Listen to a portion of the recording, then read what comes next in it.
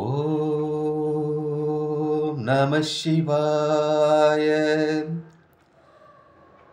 ஓம் நம சிவாய. ஓம் நம சிவாய.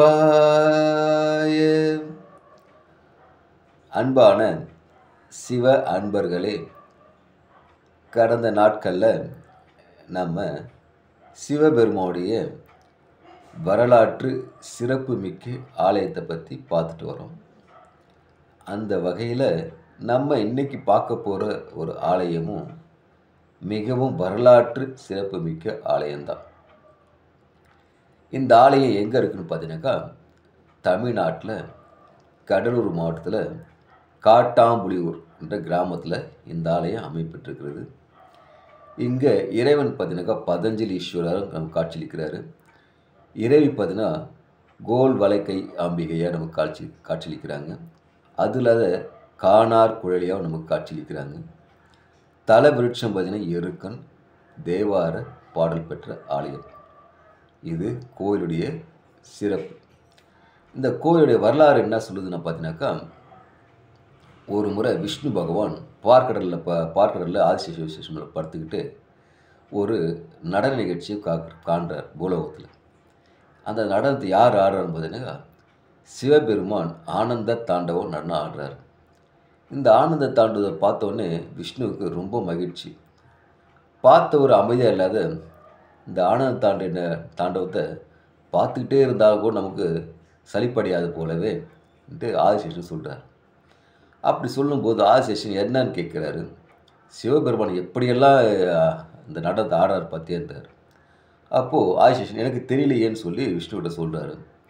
உனக்கு இந்த நிகழ்ச்சி தெரியணும்னா, தாண்டவத்தை நீ பார்க்கணுன்னா நீ பூலோகம் தான் போகணும். பூலோகம் சென்று அங்கே இறைவனை சிவபெருமானை வழிபடும்போது உன்னோட வழிபாட்டில் அவர் மகிழ்ச்சி கொண்டால் தான் இந்த ஆனந்த தாண்டவம் உன்னால் காணும்னு சொல்கிறாரு. அப்படியா, எனக்கு என்ன கொஞ்சம் விலகி என்ன அனுப்பிவிடுங்க, நான் பூலோகத்தை சென்று ஆனந்த தாண்டவத்தை பார்க்கணும்னு சொல்கிறார். அப்படி சொல்லும்போது ஆதிசேஷன் பதஞ்சலி முனிவராக பூலோகத்தில் வாழறாரு. அப்படி வாழ்ந்திருக்கும் பட்சத்தில் அவருக்கு ஆனந்த தாண்டவத்தை பார்க்க மிக நாட்களாக ஒரு யுகம்னு சொல்லலாம். அவ்வளோ ஒரு யுகமாக அவர் காத்துட்ருக்கிறார். அப்போது ஒரு வியாக்பாரத முனிவரோட துணை கொண்டு என்ன பண்ணுறாரு, ஒரு தடவை சிதம்பரத்தில் ஆனந்த தாண்டவ நிகழ்ச்சியை அவருக்கு பார்க்குறதுக்கான வாய்ப்பு கிடைக்குது. இந்த ஆனந்த தாண்டவத்தை பார்த்த பதஞ்சலிக்கு போதும் என்ற எண்ணம் வரலை. இன்னொரு முறையும் அந்த ஆனந்த தாண்டவம் பார்க்கணுன்ட்டு அவருக்கு ஒரு தீராத காதல் உருவாகுது. அதுக்கு என்ன பண்ணணும் பார்த்தீங்கன்னாக்கா, நந்தியை துணை கொண்டு நம்ம நந்திக்கிட்ட கேட்குறாரு.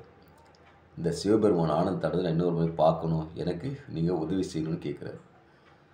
அப்படி கேட்கும்போது நந்தி பெருமான் சொல்கிறாங்க, நீங்கள் இந்த ஒரு குறிப்பிட்ட சொல்கிறாங்க, இந்த குறிப்பிட்ட இடத்துல போய் நீங்கள் சென்று சிவபெருமானை வணங்கினா கண்டிப்பாக ஆனந்த தாண்டவத்தை இன்னொரு முறை பார்க்கலான்றாங்க. அப்படி இந்த பதஞ்சலி முனிவர் போயிட்டு நந்தியின் ஆலோசனைப்படி அங்கே சிவபெருமானை நினச்சி வணங்குறாரு, தவம் செய்கிறாரு. அவர் தவத்தில் மதித்த சிவபெருமான் பதஞ்சலிக்காகவே ஒரு ஆனந்த தாண்டவத்தை அங்கே அரங்கேற்றிருக்கிறாரு. அதனாலேயே அங்கே இருக்கிற இறைவனுக்கு அந்த பேரில் பதஞ்சலீஸ்வரன்னு பேர் வந்திருக்கு. இது ஒரு புறம் இருக்க, இன்னொரு புறம் பார்த்தீங்கன்னா, சில சிவ சித்தர்கள் சிவனடியாரெலாம் ஒன்று கூடி இந்த ஊருக்கு வராங்க. வந்து அனைவருக்கும் ஒரு என்னென்னா, அவங்கவுங்க ஒரு லிங்கத்தை உருவாக்குறாங்க. ஆளுக்கு ஒரு லிங்கத்தை உருவாக்கி வழிபட்டு நிற்கிறாங்க. ஆளுக்கு ஒரு லிங்கத்தை உருவாக்கிட்டாங்க. அப்படி வழிபாடு நினைக்கும்போது பார்த்தீங்கன்னா, அவங்க ஒரு அதிசயத்தை பார்க்குறாங்க.